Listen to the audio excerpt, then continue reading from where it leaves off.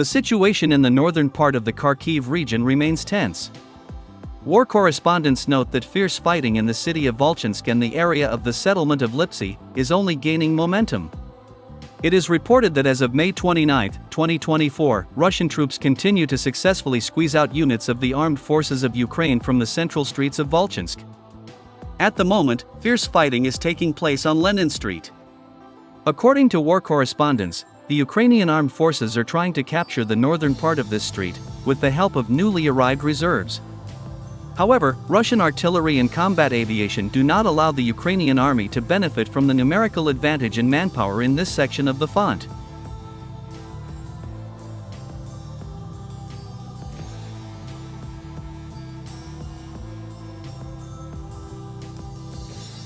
It is reported that due to constant artillery and bomb strikes, the average life expectancy of Ukrainian soldiers does not exceed 3 hours in the Volchansk direction of the front.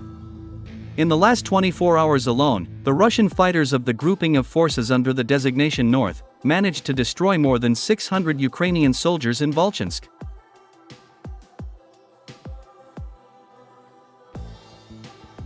Moreover, just a few minutes ago, a former fighter of the PMC Wagner group, with the call sign Spartacus, said that Russian troops managed to surround the grouping of the armed forces of Ukraine in the center of Volchansk. According to him, Ukrainian soldiers were trapped in the area of local beaches.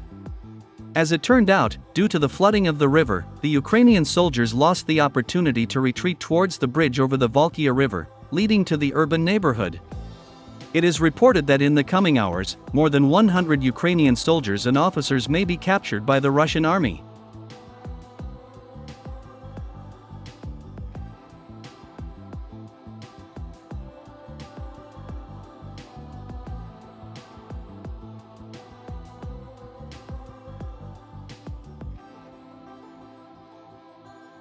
In the Lyptsi direction of the front, units of the armed forces of Ukraine, with the help of new reserves, continue to desperately resist the advancing Russian troops. It is reported that on May 28, Russian troops repelled 3 counterattacks by the armed forces of Ukraine, and advanced 300 meters deep into enemy territory.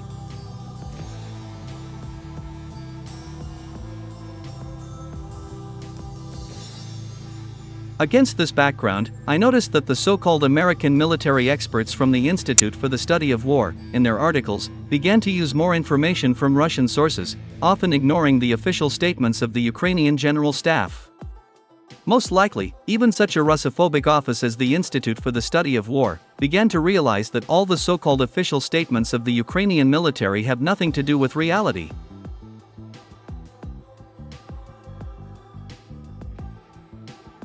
So, despite the fact that the Ukrainian General Staff officially announced that the Ukrainian armed forces allegedly drove Russian troops from their positions in Lyptsi area, American military experts admitted that this information requires confirmation, and that they do not observe any changes in this sector of the front.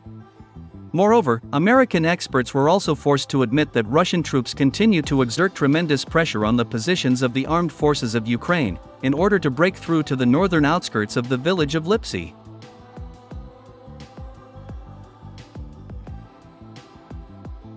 In general, against the backdrop of the obvious failures of the armed forces of Ukraine on the battlefield, even Western analytical centers, which have never hidden their pro-Ukrainian views, began to recognize the successes of the Russian army, and call things by their proper names.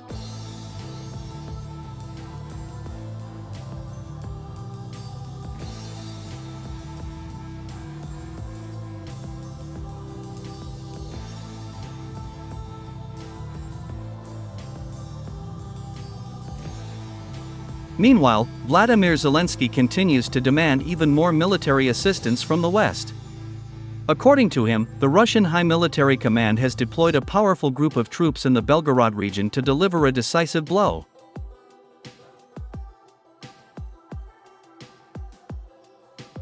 Zelensky made this statement based on satellite images that the Ukrainian General Staff received from the Pentagon. At the same time, it is worth noting that commenting on these satellite images, the Pentagon generals admitted that the exact number of Russian soldiers and heavy equipment located near the northern borders of Ukraine remains a mystery to them. Against this backdrop, the representative of the State Border Service of Ukraine, Andrei Demchenko, reiterated that the Russians were preparing an offensive on the Sumy region and border settlements located northwest of Kharkiv. According to him, the Russian army will attack such settlements as Bohodukov and Zalkiv in the coming days. Thus, it becomes clear that the Russian army, conducting military operations in the area of Volchansk and Lyptsi, pursues only one goal: to force the armed forces of Ukraine to get bogged down in this direction of the front, transferring its last reserves to the area of these settlements. And as we can see, the Russians managed to lure the Ukrainian army into this trap. Now, Russian troops received the opportunity to attack the Sumy region without fear that the most combat-ready reserves of the armed forces of Ukraine would be transferred to this sector of the front.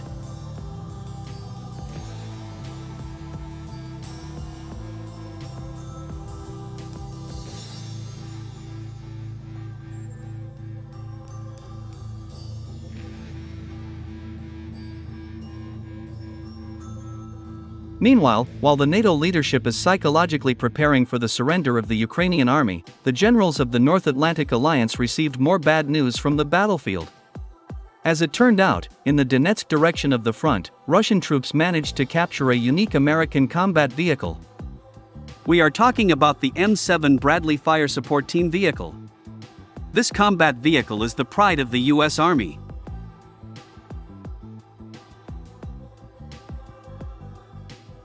This combat vehicle allows NATO armies to conduct effective artillery duels. The fact is that, unlike conventional Bradley infantry fighting vehicles, the M7 Bradley Fire Support Team vehicle is literally packed with modern electronics, which allows NATO military to combine all Western artillery systems into a single network, including the self-propelled gun Paladin.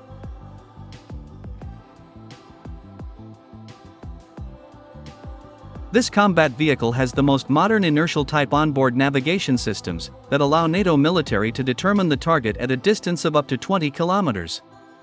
In addition, the M7 Bradley Fire Support Team vehicle is also equipped with a set of modern laser rangefinder pointer and satellite communications. Simply put, the M7 Bradley Fire Support Team vehicle is the eyes and ears of NATO artillery systems on the battlefield.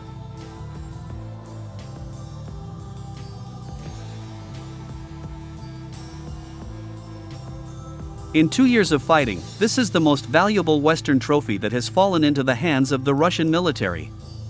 According to the latest data, Russian engineers have already begun a detailed study of the M7 Bradley Fire Support Team vehicle.